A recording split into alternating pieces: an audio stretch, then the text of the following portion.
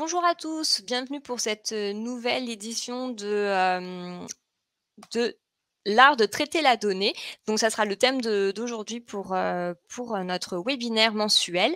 On rappelle que les webinaires Le jeudi à Donnez-vous à la donnée ont lieu tous les mois, les premiers jeudis du mois de 11 h à midi. La dernière fois, le mois dernier, on vous avait dit qu'on serait en vacances pour juillet-août et finalement on a changé d'avis et le 7 juillet, on va faire un webinaire sur l'OCHGO2, les nouveautés et les retours d'usage. Donc soyez présents en grand nombre. Avant de commencer, quelques rappels. Idéalement, pour que tout fonctionne bien, utilisez Chrome plutôt que Firefox ou Edge. Il y a une présentation aujourd'hui qui a été préenregistrée, donc ça sera une vidéo qu'on va vous passer. Néanmoins, la personne qui fait cette vidéo sera présente, donc vous pourrez poser vos questions. Parlant de questions, pareil, si vous avez des questions, idéalement, utilisez l'onglet questions et pas chat, parce que si vous parlez beaucoup dans le chat, après, on peut louper des questions. Donc, si vous les mettez dans questions, au moins, on les voit, c'est plus facile et on peut y répondre. Voilà. Et puis, ensuite, les replays de Data Grand Test, la vidéo, on est filmé. Donc, du coup, vous pourrez retrouver toutes les vidéos ensuite sur notre site où elles seront partagées au plus grand nombre. Voilà. Maintenant, on va commencer tout de suite. Donc, aujourd'hui, les invités sont Julien Guérard du SGAR, on a Thierry Zorn de la DREAL Grand Est et on a aussi Christophe Enzele de CEREMA qui vont vous parler donc de l'art de traiter la donnée, des différents langages qu'on peut utiliser en programmation et avec 2 exemples, l'utilisation du langage R et du langage Python. Voilà, donc maintenant, je laisse la main à Julien et puis bon webinaire. Bonjour à tous, donc merci pour votre participation. Je m'appelle Julien Guérard, je travaille au SGAR Grand Est, donc c'est l'équivalent de la préfecture de région, où je suis chargé d'études, je fais de l'analyse de données au quotidien et j'utilise notamment des langages de programmation pour faire de l'analyse de données. C'est ce qu'on verra avec Thierry et Christophe. Moi, je vais plutôt vous faire une partie introductive pour que vous puissiez profiter pleinement de leur présentation sur ce qu'est un langage de programmation et pourquoi on l'utilise, un langage de programmation, pour faire de l'analyse de données. Alors, ma présentation, elle est où? Marie-Ségolène, c'est toi qui me l'active, non? Voilà, super. Merci beaucoup. Des langages pour analyser des données. Donc, je vais vous faire une petite définition rapide de ce que c'est un langage de programmation, parce que je pense qu'autour de la table, on a des niveaux d'acculturation très différents, et puis c'est l'objectif de ces webinaires, de progresser tous ensemble. Quelques langages existants, et puis pour quelles tâches ils sont conçus, utilisés. Et puis, je ferai un petit focus sur l'intérêt d'utiliser la programmation pour l'analyse de données. Donc, je commence avec quelques mots, une définition. Donc, un langage de programmation, c'est quoi? C'est un langage qui est structuré pour permettre à un individu de communiquer avec un ordinateur. Quand on utilise un langage de programmation, on va produire du code informatique de la même manière que lorsque vous utilisez l'écriture, vous allez produire du texte. C'est pareil avec la programmation, sauf qu'on produit du code informatique. Et en fait, ce code informatique, qu'est-ce qu'il représente? Il représente un ensemble d'opérations que vous allez commander et qui seront exécutées par l'ordinateur. Alors, plus que comme des images, des démonstrations valent mieux que 1000 mots, je vous fais une petite démonstration. Je vous disais, donc là, on a ici un programme qui est développé avec un langage qui s'appelle Python.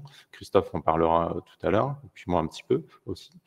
Donc je vous disais, un langage de programmation, c'est un langage qui est structuré. Donc on voit là dans mon programme, j'ai 2 lignes, et puis ça ne nous paraît pas tout à fait du charabia, ça a l'air quand même de lire quelque chose, et effectivement ça veut dire quelque chose. Dans ce programme, je vais avoir 2 instructions que je vais demander à l'ordinateur de réaliser. La première instruction, c'est, je vais demander à l'ordinateur, donc la première instruction, elle est sur la première ligne, nom, égal, input, blablabla. Donc cette instruction, qu'est-ce qu'elle veut dire? Elle veut dire, affiche la question, quel est ton nom? Ordinateur, permets-moi de saisir mon nom pour que je puisse répondre à ta question. Et ordinateur, garde en mémoire cette réponse pour ensuite réaliser la deuxième tâche qui va être me répondre, dire bonjour. Donc, une fois que j'ai donné mon prénom, l'ordinateur garde en mémoire cette réponse et me retourne un « Bonjour Julien » très joyeux. Donc, on voit bien l'idée qui se dessine. J'utilise un langage qui me permet de retranscrire des instructions que je communique à l'ordinateur et l'ordinateur, en retour, me répond. Alors, des langages de programmation, il y en a beaucoup. Moi, j'ai repris un index, un classement des langages les plus populaires. J'ai fait le zoom sur le top 15. Alors, je ne vais pas rentrer dans le détail de tous les langages qui sont affichés. Et puis, de toute façon, d'ailleurs, je crois que je n'aurai pas la compétence pour vous parler de tous ces langages. Je vais juste faire quelques zooms sur des langages, parce que généralement, un langage, il est conçu pour réaliser des tâches particulières. Alors, par exemple, on a le SQL à la 9e position, qui est très connu parce qu'il est très utilisé, par exemple, pour exploiter des bases de données relationnelles. On a deux autres langages, par exemple, qui sont le JavaScript ou le PHP, qui sont très utilisés pour développer des sites web dynamiques ou développer des pages web interactives. Quand vous êtes sur un site Internet, généralement, il y a des chances qu'il y ait du JavaScript et du PHP derrière. Et puis, les langages qui vont nous intéresser ce matin, Python et R, qui sont deux langages très populaires pour l'analyse de données. Alors, Python et R, ils sont relativement anciens. Les premières versions, elles sortent au début des années 90. R, c'est un projet qui est né en Nouvelle-Zélande. Python, c'est un projet qui est né aux Pays-Bas. Je dirais les deux différences majeures entre les deux, c'est que R a été développé au départ pour réaliser des tâches de statistiques, de sciences des données, alors que Python a été plutôt développé comme un langage à usage général, mais une large partie de ces outils permettent de faire de l'analyse de données, et c'est pour ça qu'il est aussi très populaire pour réaliser ce type de tâches. Alors, avant de donner la parole à Christophe et à Thierry, pourquoi on utilise la programmation pour faire de l'analyse de données ? Classiquement, quand on a un projet d'analyse de données, on va mettre en œuvre un ensemble d'outils et les articuler entre eux à travers un peu un cheminement qu'on peut schématiser de cette manière. Alors là, j'ai repris une figure d'un livre très populaire pour ceux qui utilisent R, donc R for Data Science, où en fait on schématise ce cheminement d'analyse à travers la connexion de ces outils. Le premier outil, c'est quand vous allez analyser des données, vous allez vouloir les importer dans votre environnement de travail. Donc par exemple, vous avez un fichier CSV, une base de données relationnelle ou une plateforme CodeData, donc Data Grand S, qui a une API qui vous permet de récupérer des données. Vous allez importer ces données dans ces différents supports, fichiers, espaces de stockage. Une fois que vous importez vos données, la deuxième étape, c'est que vous allez vouloir les ranger. Donc les ranger, ça veut dire quoi? C'est les structurer de façon à ce qu'elles soient manipulables, de façon à ce que vous puissiez réaliser des opérations dessus avec des outils qui sont conçus pour cela. Donc ça, c'est les deux premières étapes. Une fois que vous avez fait ces deux étapes, vous allez entrer dans une phase d'exploration qui est assez cyclique, où dans un premier temps, vous allez voir transformer vos données, c'est-à-dire, par exemple, les filtrer, sélectionner des observations dans votre jeu de données, ajouter des colonnes ou créer des résumés statistiques, par exemple, faire des sommes.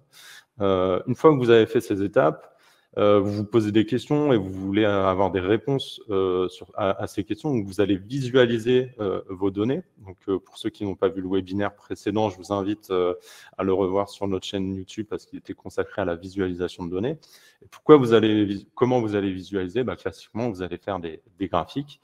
Et puis, une fois que vous avez fait cette phase de transformation, de visualisation pour répondre à des questions, vous allez tester des hypothèses, essayer de généraliser des tendances, c'est ce qu'on appelle modéliser. Modéliser à partir de jeux de données. Donc cette phase, elle est cyclique, vous posez des questions, vous testez, vous formulez des hypothèses, et au fur et à mesure que vous affinez votre analyse, vous êtes prêt à communiquer des résultats à votre audience. Et ce qui est intéressant en fait avec la programmation, c'est que vous allez pouvoir automatiser toutes ces tâches et surtout résoudre plus facilement des problèmes qui sont parfois très complexes. Et c'est ce qu'on va voir ce matin avec les présentations de Thierry et de Christophe, c'est que cette collection d'outils, notamment qui sont disponibles avec R et Python, vont vous faciliter des travaux classiques d'analyse de données. Donc, sans plus attendre, on va passer sur la présentation de Thierry. Donc, je vais laisser Thierry se présenter et puis après, sa présentation est enregistrée, donc on lancera la vidéo et on pourra poser et répondre à vos questions ensuite.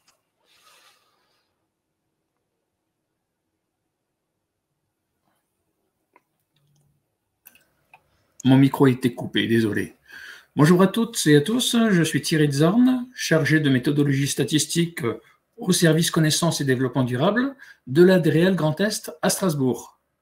Voilà. Et pour le traitement de mes données, j'utilise effectivement R, le logiciel R à plus de 90%, et bon, c'est mon quotidien, du coup.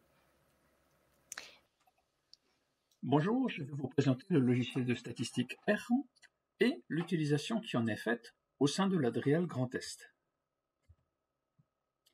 Dans un premier temps, je vais vous le présenter de façon un peu générale, retraçant son historique, puis insister un peu sur son aspect de logiciel modulaire, puis ensuite vous parler rapidement des utilisateurs de R, de quelques-unes des possibilités de R, et enfin de son utilisation au sein de l'ADREAL Grand Est. Alors R est un logiciel de statistique et, c'est important de le préciser, un langage de programmation. Il est libre et gratuit et il est téléchargeable très facilement sur le site officiel dont l'adresse figure juste là. R est né en 1993 dans le cadre d'un projet de recherche et sa première version officielle, accessible au public, est sortie le 29 février 2000. Il comporte une grande communauté d'utilisateurs, plusieurs blogs, plusieurs sites de discussion. Ça lui a permis une évolution rapide. Nous sommes actuellement à la version 4 et ça permet également d'avoir un grand réseau d'entraide. R est un logiciel modulaire, un peu à la façon de Python et de QGIS par exemple. Il existe un grand nombre de packages qui ajoutent des fonctionnalités extrêmement diverses. Si on souhaite faire du géocodage d'adresses, on utilisera le package BANR. Pour faire de la cartographie dynamique, il est possible d'utiliser Leaflet. Et ceci peut expliquer son utilisation dans des domaines très variés. Justement, penchons-nous sur qui utilise R. Pendant longtemps, il est resté restreint au domaine de la recherche, mais il s'est démocratisé ensuite dans les années 2000. Entre autres, parce qu'est apparu un environnement de développement intégré, RStudio, très puissant et qui rend R beaucoup plus convivial qu'il ne l'était. R peut être également utilisé depuis Jupyter, l'environnement de développement propre à Python. Et il est de plus en plus utilisé dans les entreprises privées, les banques, les assurances, tous ceux qui ont besoin de manipuler des chiffres, et les organismes publics, tels l'INSEE, les CEREMA, les DDT, les DREAL, conformément à une orientation ministérielle. Alors, que permet de faire R? Grâce à sa structure modulaire, il s'applique à de nombreux domaines et il permet de faire des statistiques descriptives, des modèles linéaires, comme des analyses de variance, des analyses multivariées, de l'analyse de texte, des tests, du contrôle de qualité, du machine learning, etc., etc.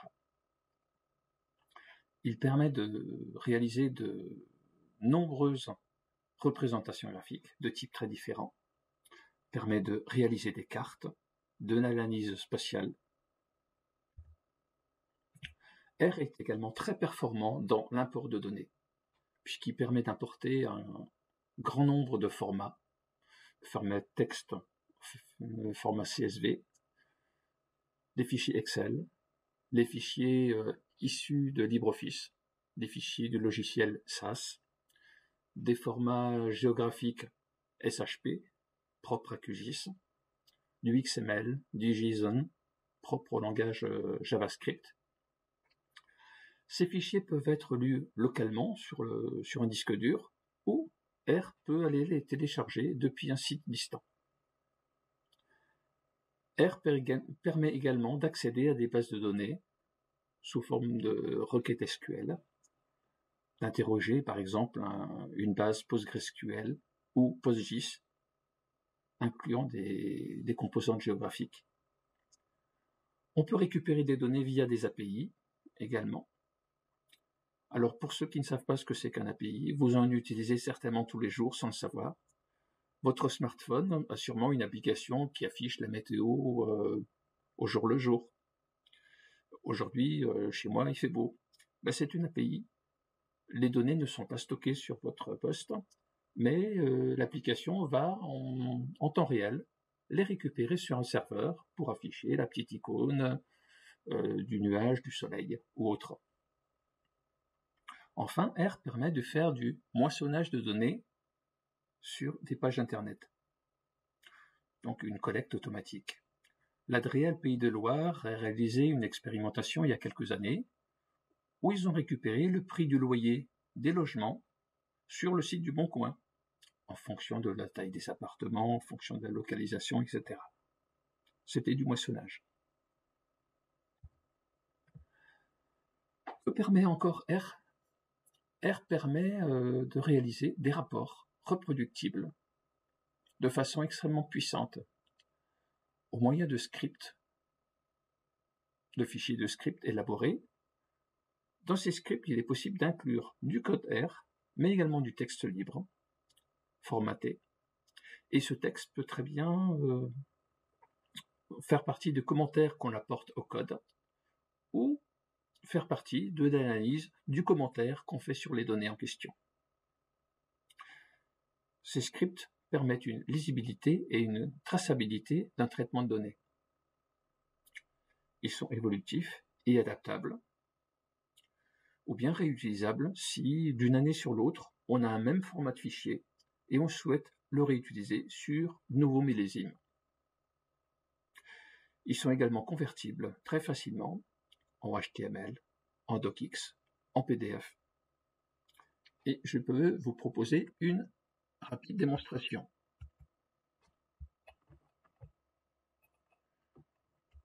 Voilà. Un rapport au format HTML sur l'évolution de la population du Grand Est. C'est un petit exemple que je vous ai fait pour ce propos, mais dans lequel on décrit ce qu'on va faire, on détaille les données qu'on va utiliser,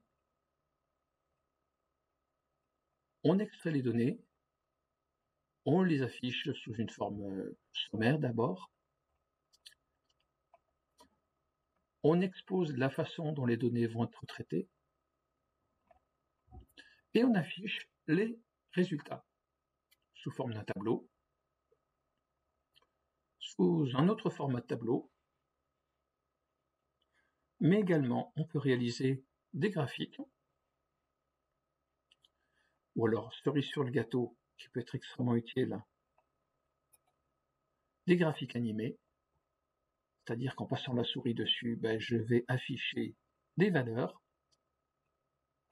je peux zoomer, c'est plus pratique dans le cas d'un nuage de points, mais la possibilité existe. On peut également représenter des cartes, comme je vous l'ai indiqué, ou bien des cartes dynamiques. En passant la souris dessus, j'affiche une petite étiquette.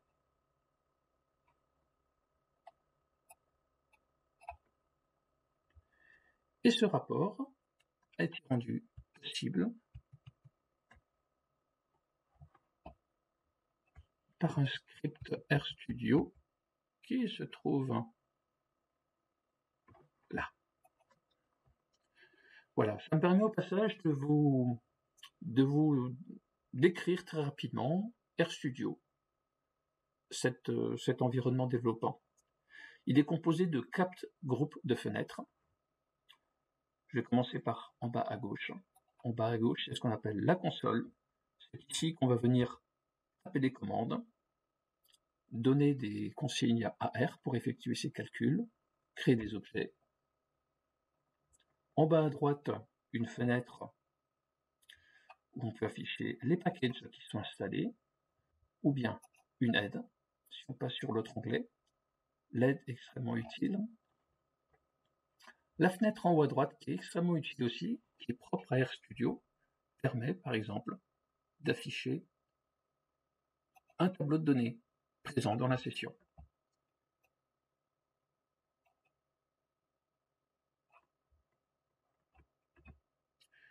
Et la fenêtre en haut à gauche, c'est ici qu'on va trouver le script Markdown entre autres. Alors je vous l'ai dit que c'était un type de script un peu particulier, puisqu'il comporte 4 types d'éléments. Le premier élément, c'est un en-tête. Dans cette en-tête, on va retrouver le titre général du document, sa date de création, mais également une indication sur le type d'export qu'on va pouvoir réaliser. Deuxième type d'élément qu'on y trouve, c'est du texte libre. Là, je vais détailler un peu ce que mon script va faire. Je vais détailler ensuite les données que je vais utiliser, indiquant leur source. Un troisième type d'éléments qui sont des parties de code R exécutables. Donc, là, par exemple, celui que vous avez sous les yeux va permettre d'ouvrir les différents packages pour leur utilisation dans le cadre du script.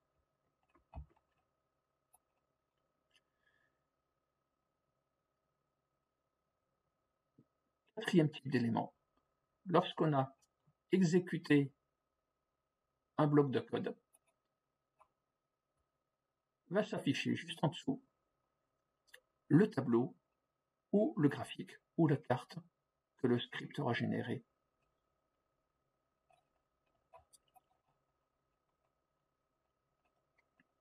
Le graphique animé que vous avez vu tout à l'heure.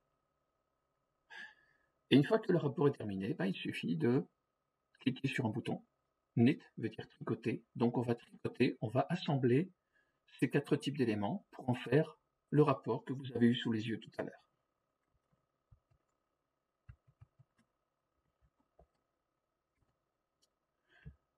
R permet également de réaliser des applications Internet qu'on appelle des applications Shiny.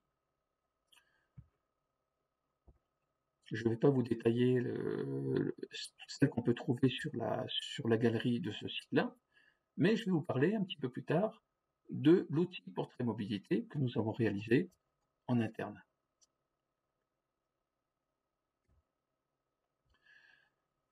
Je vais maintenant vous parler de R au sein de l'Adriel Grand Est. Lorsque je suis arrivé en poste fin 2015, personne n'utilisait R dans le service. Et mon chef de pôle de l'époque m'avait recommandé de me mettre à R, de commencer à me former déjà et faire les traitements de données avec ce logiciel. Donc j'ai commencé en 2016, en auto-formation surtout, puisqu'il n'y avait pas encore de collègues sur qui je pouvais m'appuyer. Et très rapidement, j'ai pu intégrer le groupe de référents R au niveau national, dont la mission c'était créer des valises de formation. Donc j'y ai participé. Les valises sont accessibles sur ce lien-là. Et ça me permet maintenant d'animer des formations régulièrement pour le compte des CVRH.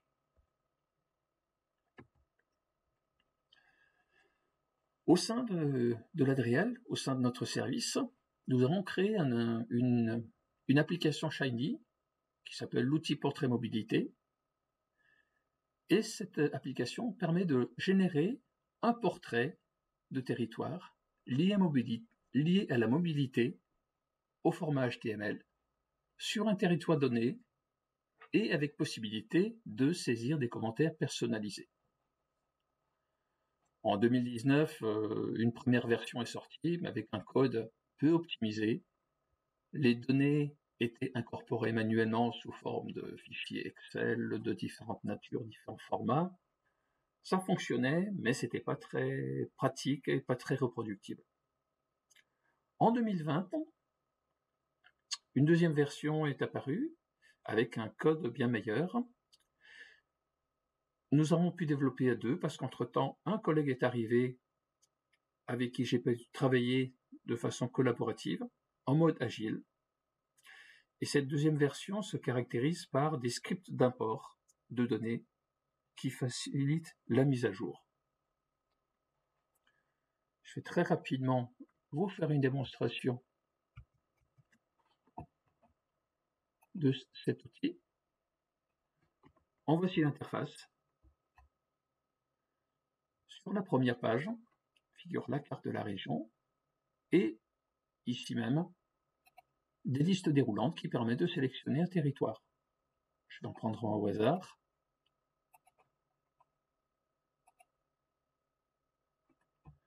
Une fois le territoire choisi, il apparaît en surbrillance sur la carte, mais surtout, c'est que les différents indicateurs qui figurent ici par thématique dans le bandeau de gauche sont calculés automatiquement pour le territoire considéré, sous forme de tableau, sous forme de graphique, sous forme de carte également. Il est possible à chaque fois de saisir des commentaires, bien sûr,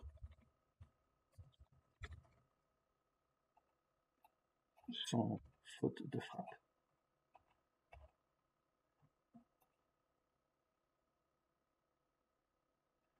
Et une fois tous les commentaires réalisés, une fois tous les indicateurs visualisés, il est possible de l'exporter au format HTML. Il suffit de cliquer là-dessus, puis de le télécharger ensuite. Ça prend un tout petit peu de temps, donc je vous propose de visualiser sur un portrait que j'ai déjà exporté. Le voici. Bon, on retrouve le nom de l'EPCI en question, et on retrouve surtout les différents indicateurs, les différentes représentations, les graphiques, les tableaux. Grâce à un menu déroulant sur la gauche, on peut naviguer.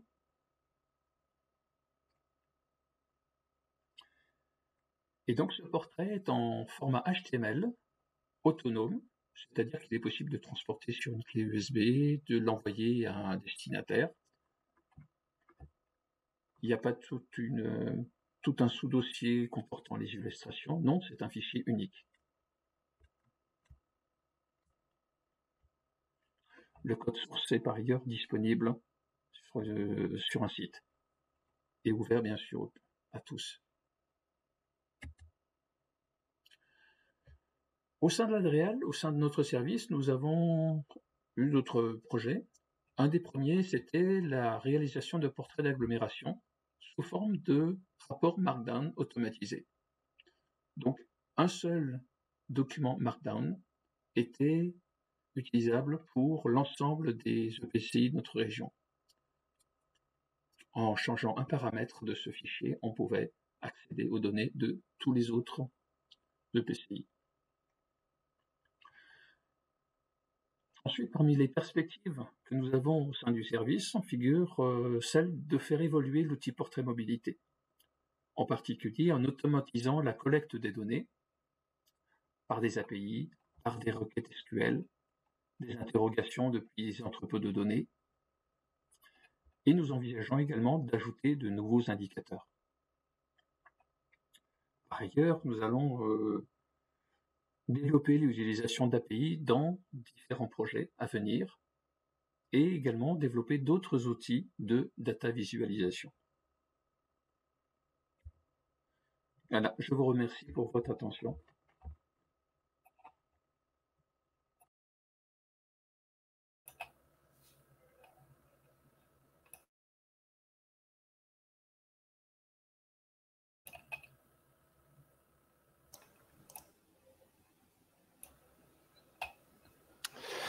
Merci beaucoup Thierry pour cette présentation. On n'a pas de questions pour l'instant dans le chat. Moi, j'en aurais quand même une petite parce que peut-être que les gens se la posent aussi. Tu disais qu'au début, tu t'étais auto-formé, que tu avais découvert le langage grâce à un collègue, à ton chef.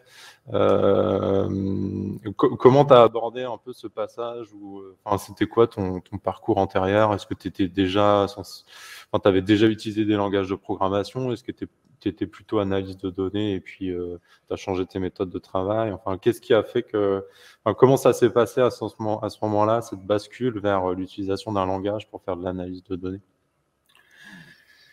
Je peux répondre de plusieurs façons. C'est par mon passé. Moi, je n'ai pas toujours travaillé au ministère du Développement durable, mais j'étais dans la recherche pendant quelques années au CNRS. Et là-bas, je m'occupais de traitement des données.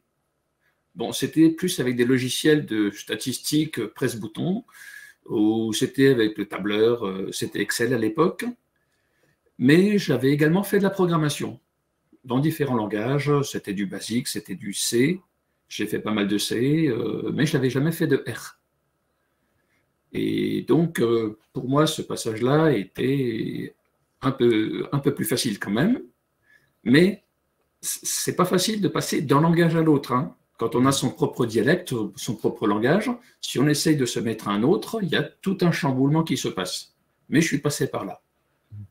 Et je crois que tu disais que tu fais des formations maintenant, c'est ça? À R? Oui, tout à fait. Oui, j'anime régulièrement des formations. Principalement pour le centre de formation de Pont-à-Mousson ou pour Mâcon, pour Aix-en-Provence.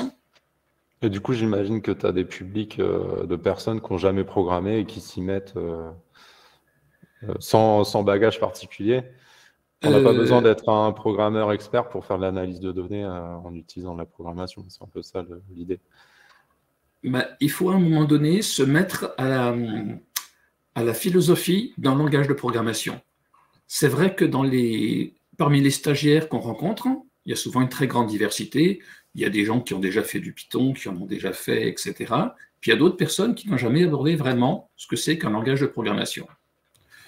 Il faut expliquer que quelque part, c'est une recette de cuisine où un ordinateur il va faire successivement toutes les étapes qu'on lui donne, mais dans cette recette, il y a un vocabulaire très particulier qui est beaucoup plus rigide que celui de la langue française, mais il faut se plier quelque part à ça. Mais ce qui peut vraiment aider, c'est d'utiliser des choses qui ont déjà été faites, ou effectivement de suivre une formation avec des gens avec des formateurs qui peuvent proposer des exemples simples et une démarche progressive. Alors, on a une question. Je n'ai pas bien compris ce qu'est Markdown. Alors, c'est vrai que c'est difficile à expliquer rapidement. Est-ce que tu peux essayer de réexpliquer en quelques secondes ce qu'est Markdown, ou peut-être renvoyer vers des références pour que la personne puisse trouver des réponses concrètes, visuelles peut-être? Oui, c'est vrai que j'ai dû abréger un petit peu parce que Markdown, ça représente plusieurs choses. Mais au départ, Markdown, c'est ce qu'on appelle un langage de balisage. C'est-à-dire que les pages Internet sont écrites avec du langage HTML, qui est un langage de balisage. C'est du texte. Et quand on veut mettre, par exemple, une partie en gras, on encadre cette partie de texte de 2 balises pour dire ça va être du gras. Une ligne peut être considérée comme un titre de niveau 1, niveau 2, niveau 3. Et on va faire figurer des caractères spéciaux au début de la ligne pour dire ça, c'est un titre. C'est ça le balisage Markdown. Alors, on a une autre question. Est-ce que R peut être utilisé en interaction avec Outlook, des PDF, des annuaires des agents? Avec du PDF, oui, par exemple, on peut très bien lire le contenu de fichiers PDF avec certains packages de R. Ouais. Et je dirais en complément, alors peut-être que c'est un peu à côté de la question, mais justement les rapports qui sont produits en Markdown, vous pouvez les partager via mail, vous pouvez partager les fichiers HTML par mail et envoyer vos rapports à vos collègues, vos partenaires. Oui, tout à fait. Ouais. C'est vraiment l'avantage de ce format-là. Alors peut-être qu'on aura d'autres questions un peu plus tard. Je vous propose qu'on passe à la présentation de Christophe. Merci beaucoup, hein, Thierry. Et puis, de toute façon, vous pouvez continuer à poser des questions dans le chat. Thierry, tu peux répondre aussi par écrit. Et puis, du coup, on va passer à un autre univers, Python. Merci beaucoup, Christophe, pour ta participation. Je te laisse la main et bonne présentation. Merci.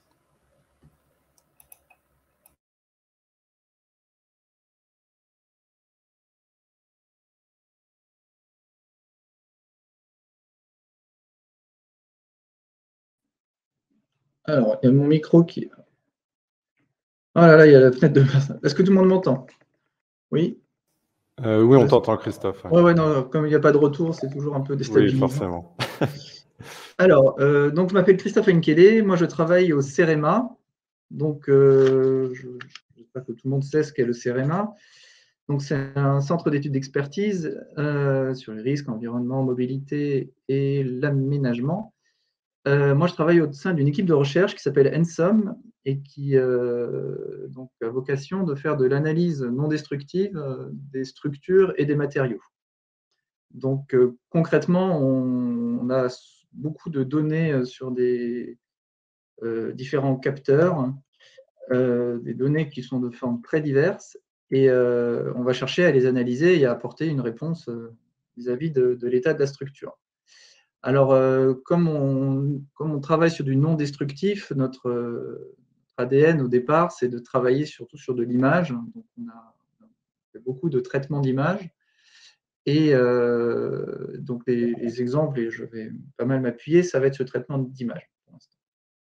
Alors, je ne vais pas rentrer vraiment dans les détails de Python. Si vous voulez aller voir, il y a un contenu sur Internet qui est énorme sur Python. Il faut voir que c'est un langage de programmation, premier point, qui est interprété. Donc, par rapport à ce qu'il existe en programmation, pas forcément de formation, mais interpréter, ça veut dire que c'est des langages de script. On fait une commande et elles sont enchaînées les unes derrière les autres. Donc, ce qui est complètement différent des langages, on va dire, traditionnels qu'on appelle bas niveau, où il faut gérer sa mémoire, où il faut écrire, et où on traduit finalement le langage en langage machine avant de pouvoir l'exécuter. Là, on fait tout au vol. On tape en fait des commandes les unes derrière les autres qui vont être interprétées par Python. Ça permet de faire aussi de la programmation donc, fonctionnelle ou orientée objet. Alors là, c'est un peu les grands cadres, hein, mais programmation fonctionnelle, c'est qu'on va regrouper ces commandes dans des fonctions, donc dans des petites boîtes spécifiques qu'on va appeler les unes par rapport aux autres. Et donc, on peut faire ça à des petits projets. Et quand on commence à passer vraiment sur des grands projets où on a beaucoup de choses à mettre en place, on va orienter les choses vers du développement objet. Alors, le développement objet est quelque chose, par le coup, d'assez haut niveau et qui peut être assez compliqué en fait de but en blanc et pas toujours nécessaire sur tous les projets. Mais ce qui est particulier à Python, c'est que d'habitude, on fait de l'orienté objet avec des codes compilés. Et là, on peut faire de l'orienté objet avec de l'interprété. Donc, c'est quand même très intéressant pour toucher à ce concept de la programmation objet.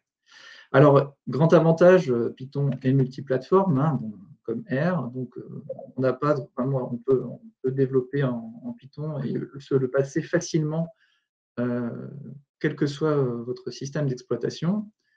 Et il existe aussi de nombreux environnements. Alors là, j'en cite deux.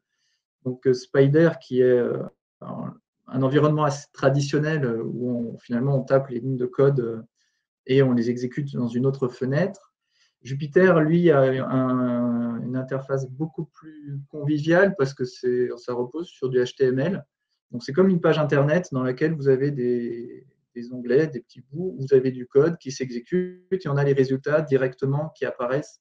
Donc, c'est un outil qui peut être très pédagogique, surtout pour faire des tutoriels, pour expliquer la mise en place de certaines méthodes. Les TP que je donne à la fac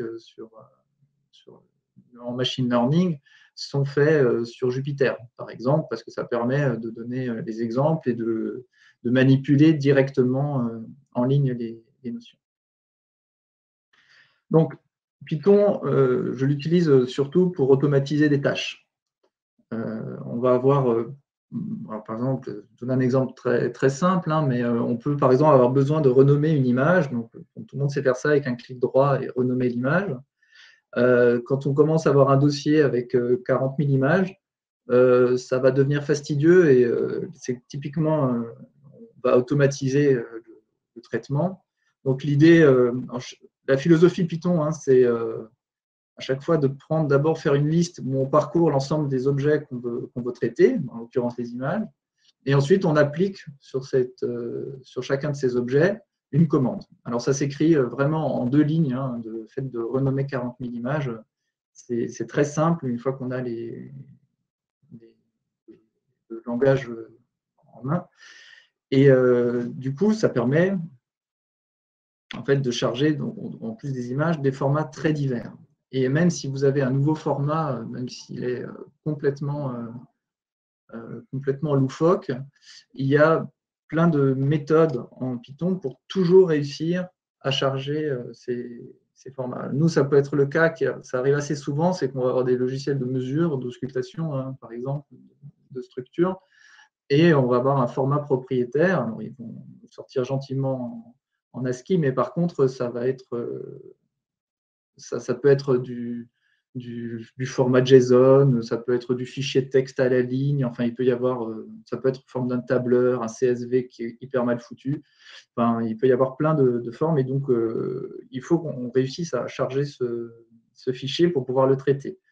Et avec Python, on y arrive toujours, il y a énormément de solutions. Une autre utilisation de Python aussi, c'est que on a aussi des codes de calcul qui tournent sur des tâches qu'on sait faire depuis pas mal de temps. Et Python permet en fait de coordonner tous ces exécutables. On peut avoir besoin de charger, faire quelque chose sur une donnée et ensuite utiliser un logiciel déjà existant. Et donc on peut enchaîner tout ça, pareil, très facilement en Python. Python devient un peu le chef d'orchestre en fait de toutes les applications qu'on veut mettre en parallèle pour automatiser et enchaîner les tâches. Et donc, bien naturellement, le fait est que maintenant, on peut faire des calculs massifs lors du traitement de données. Et quand je dis massif, je reprends l'exemple, mais quand on doit manipuler des grands ensembles, par exemple, nous, quand on fait une acquisition sur un tunnel, on parle de milliers d'images à traiter. De temps en temps avec des traitements assez compliqués à faire dessus. Évidemment, sans Python, on ne pourrait pas y arriver. Alors, Python est gratuit, open source, c'est un logiciel, enfin un langage relativement jeune, hein, 91, comparé au C ou au Fortran, c'est beaucoup plus jeune, mais c'est un langage qui est très intuitif. En fait, je ne veux pas dire qu'on écrit quasiment en anglais ce qu'on veut faire, mais la syntaxe est vraiment faite pour être lue, le nombre de mots-clés est relativement restreint et on arrive. Et c'est pour ça qu'il est vraiment très utilisé pour les débutants en programmation. Et vu sa popularité, il est partagé par une très grande communauté d'utilisateurs. Et là, ces dernières années, ça a vraiment explosé le nombre d'utilisateurs de Python, surtout pour tous les algorithmes d'apprentissage, de machine learning, y compris aussi de deep learning, dont je vous parlerai tout à l'heure, et donc pour l'utilisation de ce qu'on appelle, de manière un peu galvaudée, l'intelligence artificielle, mais pour le traitement, la prise en compte des données, qui est fondamentale pour ces algorithmes, là, Python est devenu ultra populaire et a vraiment énormément d'adeptes. Et donc la conséquence aussi du fait que beaucoup de gens travaillent avec ce langage, c'est que ça reste open source et du coup on a un nombre de bibliothèques. Souvent pour un problème en Python, vous n'avez pas une mais plusieurs solutions, vu la diversité des bibliothèques. Donc il y a forcément du recoupement, mais c'est très riche, on arrive toujours à trouver une solution.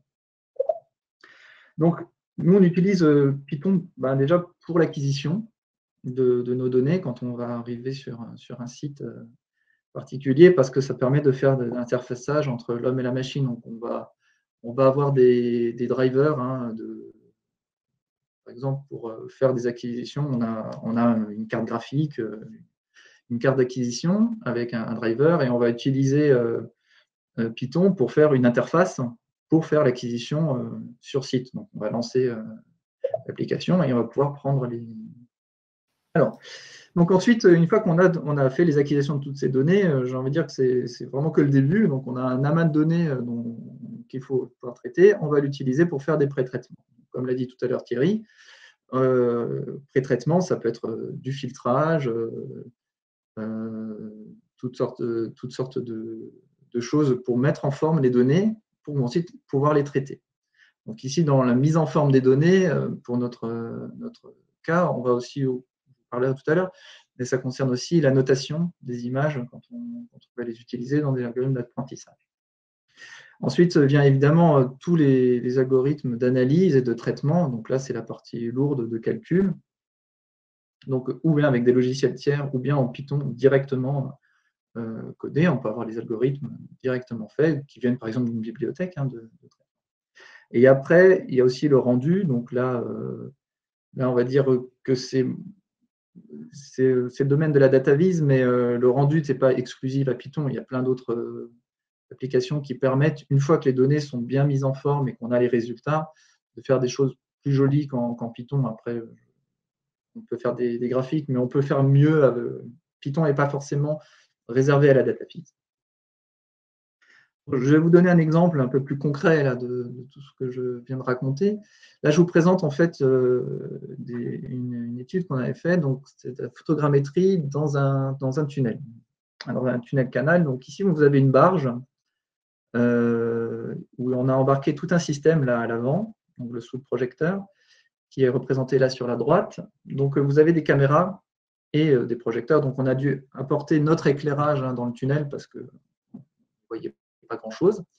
Et on a fait des acquisitions d'images. Donc là, vous avez un exemple d'une image acquise donc de la voûte de ce tunnel. Et là, vous avez le schéma de toutes les images qui peuvent être prises à chaque fois sur la voûte. Donc, pour des raisons techniques, on a dû faire plusieurs passages pour obtenir des images de l'intégralité de la voûte. Donc là, ici, elles sont en différentes couleurs. Donc, on a un premier passage ici en vert, en bleu, violet, et puis en rouge. Donc, ça nécessite 4 passages dans tout le tunnel. Et le but de la photogrammétrie, c'est de partir de ces images et de reconstituer un modèle en 3 dimensions. Donc, la première difficulté ici, donc l'acquisition là a été pilotée, c'est un logiciel logiciel des caméras. Mais ensuite, on se retrouve avec des dossiers remplis d'images et surtout, elles sont complètement désordonnées. Là, les images sont positionnées sur une même zone par rapport à ce qui a été pris en photo. Mais après l'acquisition, ce n'est pas du tout le cas. Et le but est de partir donc, de l'ensemble de ces images, donc ici, dans les 40 000, pour obtenir ceci, c'est-à-dire un modèle en 3D de l'ensemble du tunnel. Donc ici, on a le modèle en 3D. Donc là, je ne l'ai pas fait bouger, hein, ce n'est pas en 3D. En fait, on peut se balader au sein de ce volume par rapport à toutes les surfaces. Donc la photogrammétrie, c'est le fait de passer de l'ensemble de ces images qui sont dans des plans à 3 dimensions sur un objet relativement complexe. Donc ici, on est dans un tunnel canal, on a schématisé avec de l'eau ici. Donc, les pré-traitements qu'on a fait en Python, c'est déjà, le premier, c'est de filtrer et de produire les images. Alors, les filtrer, le filtre, il est assez évident, c'est que notre éclairage n'est pas diffus, enfin, c'est des projecteurs, et du coup, on a des phénomènes d'assombrissement sur le bord des photos, donc on peut gommer par filtrage. Donc ça, c'est la première opération qu'on a faite. Nos images, on les filtre pour rééquilibrer par rapport à l'éclairage. Et ensuite, on produit aussi les images, parce qu'on a des images qui sont en format complètement brut, et donc on produit des JPEG. Donc ça, c'est quelque chose qui se fait, on peut le faire image par image, mais évidemment, on l'a fait en Python, parce qu'on en a 40 000 à faire. Ensuite, la deuxième partie, c'est qu'on a classé les images en fonction de l'avancement dans le tunnel et des différentes sortes de manières de se repérer. Alors, on peut se repérer dans les images, on peut se repérer par rapport à l'avancement du bateau, donc on a un système d'odométrie qui permet de nous figer, mais c'est surtout que ces images, les images, je veux dire, du début du tunnel, n'ont rien à voir avec les images qui sont 10 mètres après. Elles n'ont pas de recouvrement, donc elles ne vont pas les utiliser ensemble dans nos opérations pour faire de la photogrammétrie. Du coup, il faut ordonner les images par zone. Donc, à chaque fois, il faut que les images qui pointent vers la même zone soient ensemble dans le même dossier, parce que sinon, elles n'ont pas de lien entre elles. Ensuite vient la phase d'analyse et de calcul en Python. Donc là, on a utilisé un logiciel tiers qui s'appelle Micmac, un logiciel de l'IGN, qui est basé en C, mais qu'on peut utiliser par ligne de commande. Et donc ça, on l'a interfacé directement dans Python pour synchroniser toutes les différentes opérations qu'on voulait faire sur nos images. Notamment, la première opération, donc quand on fait de la photogrammétrie, c'est de chercher les points homologues entre images qui pointent sur une même surface. Et donc, d'où l'importance de les avoir ordonnées pour ne pas faire des recherches entre images qui n'ont pas de recouvrement. On a également utilisé Python pour générer des scripts de traitement par zone. Donc, il y a plusieurs d'autres étapes à faire ensuite avant d'arriver au modèle 3D. Et ces scripts-là, comme c'est très lourd à lancer, on les a lancés sur un serveur distant, qui est le mésocentre de la faculté de Strasbourg, sur lequel on a pris un abonnement. Et donc, on envoie nos images et les scripts sont générés par zone et lancés automatiquement sur différents cœurs en parallèle de calcul, ce qui permet de traiter pas de manière linéaire le tunnel, mais on peut lancer par zone de manière parallèle sur un gros centre de calcul. Donc ça, évidemment, ça demande de l'organisation de données en amont, sinon c'est impossible à faire comme ça sur un ordi normal. Le deuxième exemple là, que je voulais vous présenter, c'était le transport de matières dangereuses dans le tunnel de Schirmeck. C'est un projet qu'on a en commun avec la CEA. Ce projet, en fait, il est basé, donc l'acquisition est relativement simple. On a mis des caméras de vidéosurveillance, donc ce n'est pas non plus des caméras dédiées à ce genre de problématiques, mais bon, la caméra était disponible. C'est un premier essai, on va dire, on démontre la faisabilité de la méthode. Donc les caméras sont fixes et se déclenchent au passage de poids lourd. Donc ça, c'est fait à partir du logiciel de la caméra. Pour l'instant, il n'y a pas de Python là-dedans. Il faut voir que l'objectif ici est d'obtenir des statistiques, des passages, des TMD. Donc il y a plusieurs choses qui intéressent la CEA au niveau de ce projet. La première, c'est de savoir est-ce qu'il y a un TMD qui est passé, donc ça c'est la première des choses. Et ensuite, la deuxième, c'est quel est le type de TMD. Donc il y a tout un ensemble de normes qui existent sur les types de plaques qu'on a sur les poids lourds, qui indiquent que si c'est lui ou des TMD et quelle est la dangerosité des produits transport. Alors là, d'un point de vue traitement de l'image, si on veut juste repérer est-ce que oui ou non on a un poids lourd, un TMD, c'est un problème de classification. On va présenter à l'algorithme une image entière, on va la classifier si oui ou non il y a un TMD. La deuxième chose qui intéresse donc la CEA, c'est une charge qu'on appelle, nous, la détection. La détection, c'est le fait de mettre ici des boîtes englobantes roses autour des panonceaux qui annoncent le transport de matières dangereuses. Et la dernière étape, c'est une fois qu'on a extrait de l'image de manière automatique, je parle bien, cette information, c'est de la traduire en texte pour avoir le code pour passer de l'image en faire texte. Donc là, c'est une tâche de reconnaissance de texte OCR assez classique. Alors, ce qu'on a fait en Python là-dedans, c'est que là, les images, c'est de la vidéosurveillance, donc ce sont des films qui se déclenchent. Et donc, il y a pas mal, il y a jusqu'à 20 images secondes, donc ça fait, vraiment, c'est très redondant comme information. Je veux dire, on va voir un film passer, il peut contenir jusqu'à 90 images, et finalement, à partir d'une seule de ces 90 images, on peut déjà, en faisant l'analyse, même manuellement, on peut dire si oui ou non il y a un TMD dedans. Donc, la première étape qu'on a fait en Python, c'est d'extraire un sous-échantillonnage des images des différents films. Ensuite, on a utilisé Python pour faire de l'annotation d'images. Donc, on a utilisé AbelIMG, qui est une interface écrite, là encore une fois, en Python, qui permet de charger les images et de les annoter.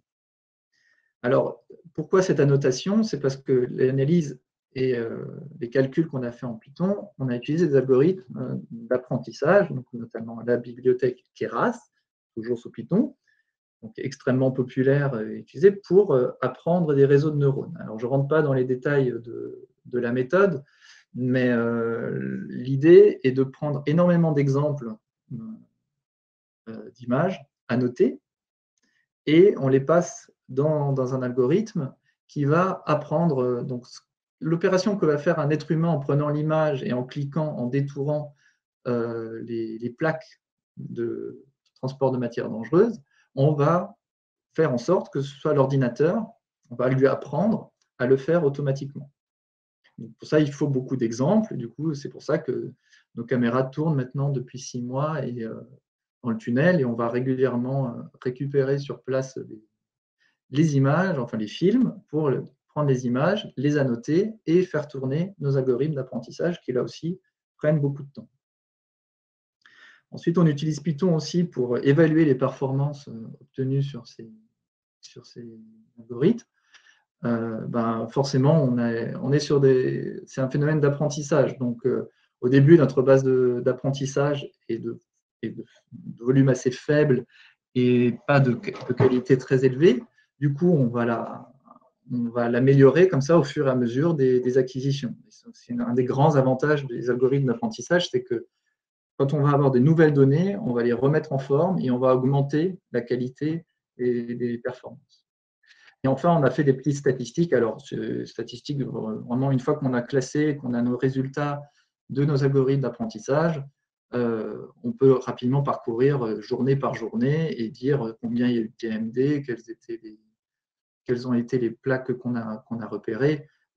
Voilà, c'est de la petite statistique assez facile, mais par contre, ça répond à la question de départ. Alors, c'est pas non plus, si je fais la comparaison avec R est vraiment un logiciel de statistique. C'est vraiment c'est l'outil des statisticiens.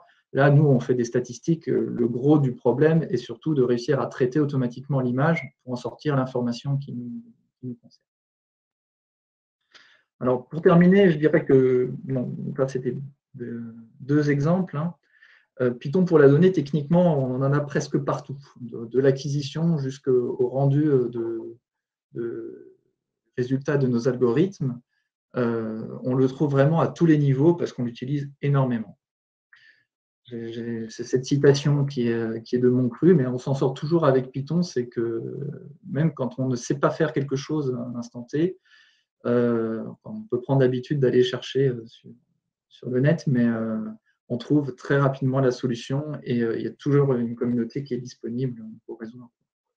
Et ça devient l'outil incontournable du data scientist, qui est quand même un domaine qui est vraiment en pleine expansion actuellement. Et d'ailleurs, même certaines statistiques prévoient que c'est un emploi sur 3 dans 20 ans sera consacré à la data science, mais si ça se trouve, c'est même sous-évalué, ce sera peut-être même plus que ça.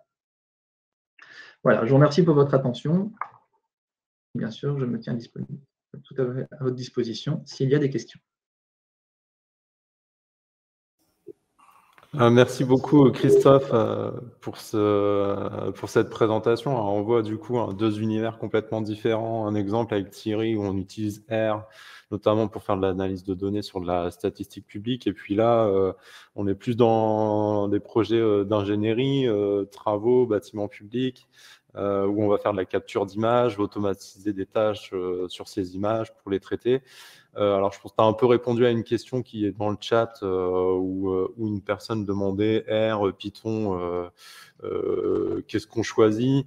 Donc, je pense qu'on va voilà, tu as apporté la réponse tout à l'heure. On a une question un peu sur des ressources. Alors, il y a eu beaucoup de demandes de ressources dans le chat pour apprendre R. On a aussi des demandes de ressources sur Python. Est-ce que là, comme ça, tu aurais une ressource qui te vient à l'idée, peut-être déjà le site Python. Ah oui, de manière assez... Après, j'ai envie de dire, après, on trouve beaucoup de tutoriels pour se mettre à Python au début, pour commencer. Je pense que le meilleur moyen en fait, de s'y mettre, hein, c'est d'avoir un problème concret. Et enfin, c'est comme ça qu'on a, pour les techniciens qui font partie, qui travaillent avec moi ici, ce n'est pas du tout des programmeurs de base. C'est plutôt des gens issus de communautés métiers bien particuliers sur la photométrie routière, sur la métrologie, sur d'autres aspects. Et ce qu'il y a, c'est qu'ils vont s'atteler à un projet, ils vont avoir un type de données et ils vont progresser. Donc, on progresse un peu avec un système de tutorat sur ces projets-là, c'est-à-dire qu'ils essayent de leur côté. Ensuite, ils viennent voir moi et mes collègues pour pouvoir avancer. Et on avance comme ça petit à petit pour qu'ils... Et ensuite, c'est là où ça marche le mieux, c'est que quand on a rencontré un problème, un truc qu'on ne savait pas faire, comme c'est du script et que c'est écrit et que c'est quand même très intuitif, quand on est de nouveau confronté à au même problème, eh ben, on retourne voir ce qu'on a fait. Donc, en fait, on construit petit à petit les... Après, il y a même, enfin, il y a pour apprendre le Python maintenant, il y a même à partir du collège, hein, il y a des ensembles des environnements en fait qui marchent avec des petites boîtes où on enchaîne les tâches en fait sans écrire de code. Ça devient aussi très à la mode. C'est pour se mettre plus à la philosophie de la programmation qu'au langage. À la logique, ouais. À la logique. C'est-à-dire que le fait d'automatiser les tâches, bien concevoir qu'on va faire ça sur un ensemble et qu'on va appliquer la même... C'est le concept de boucle, hein, mais il n'est pas forcément inné et on le connaît pas forcément, on l'a pas de manière automatique. Quand on a fait beaucoup de programmation et c'est quelque chose qui est commun à tous les langages, mais voilà, je pense qu'il faut d'abord partir, je pense, de la problématique de qu'est-ce qu'on veut faire concrètement et sur quel est le type de données. Parce que si je reprends l'exemple de transport de matières dangereuses, 80%, voire 90% du travail est sur la mise en forme de la donnée. Donc, il faut quand même avoir une très bonne connaissance et c'est là-dessus qu'on travaille avant de faire tourner les algorithmes d'intelligence artificielle. Ok. Merci beaucoup, Christophe, pour cette présentation. On va conclure le webinaire, ce qui permettra de répondre à quelques questions aussi que j'ai vues dans le chat. Marie-Ségolène, tu peux nous afficher le dernier sujet avant qu'on vous libère pour aller manger.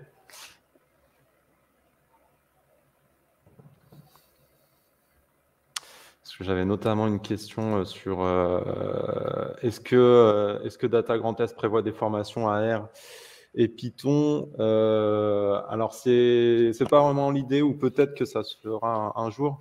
En tout cas, avec Marie-Ségolène, Marie-Ségolène, tu peux monter sur scène avec nous.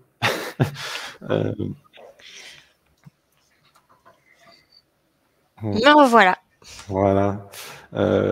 Du coup, avec donc Marie-Ségolène qui travaille à la région et moi-même, vous êtes peut-être au courant de la stratégie de Data Grand Est. Il y a 4 axes. Et l'un de ces axes, c'est valoriser la donnée. Donc, c'était aussi une attente forte des personnes qu'on côtoie souvent dans le cadre de la démarche. C'est d'avoir un peu... c'est cet objectif d'acculturer et puis d'apprendre les uns des autres. Donc, on va lancer alors un groupe de travail, un réseau, on ne sait pas quelle forme ça va prendre, où en fait, on sent à travers le chat qu'on a besoin d'échanger sur ces sujets, sur l'analyse de données, la visualisation, les techniques, les langages. Il y a un besoin, de toute façon, c'est comme ça aussi qu'on apprend beaucoup, hein, c'est d'apprendre ensemble et les uns des autres, donc de faire du partage d'expérience. Et puis comme on l'a vu un peu ce matin, partager son expérience autour de projets, de problématiques. C'est ce que disait Christophe, hein, le meilleur moyen de se lancer, c'est d'avoir un problème et d'essayer de le résoudre avec de nouveaux outils. Donc, on va essayer vous allez recevoir, tous ceux qui sont partenaires et dans les listes de contacts de Data Grand Est, vous allez recevoir un mail à ce sujet. Et en fait, il ne faut pas se mettre de barrière. Tout le monde est invité. Tous les niveaux sont les bienvenus, du débutant à l'expert. Le but, c'est vraiment d'essayer de construire un réseau sur ces sujets dans la région et de partager nos expériences et d'apprendre les uns les autres. Marie-Ségolène, tu peux peut-être compléter sur le petit email. Oui, du coup, ce qu'on va faire, c'est qu'il y a plusieurs groupes de travail qui vont être créés au sein de Data Grand Est, qui sont produire, partager, valoriser, piloter. Donc, on va vous envoyer un mail d'ici la fin du mois de juin, on espère, pour pouvoir vous inviter à participer à ces groupes. Et puis, vous pourrez vous inscrire sur plusieurs groupes si vous le voulez. Voilà, donc d'ici la fin du mois de juin, vous aurez plus d'informations à propos de ça normalement. Voilà. Très bien. Eh bien, merci beaucoup Thierry, merci beaucoup Christophe pour vos présentations précieuses. On vous donne rendez-vous à tous pour le prochain webinaire. Si vous voulez revoir le webinaire, il sera disponible sur YouTube. Et puis, on vous souhaite à tous un bon appétit. À bientôt. Merci beaucoup. Au revoir. Bonne journée, au revoir. Bon appétit.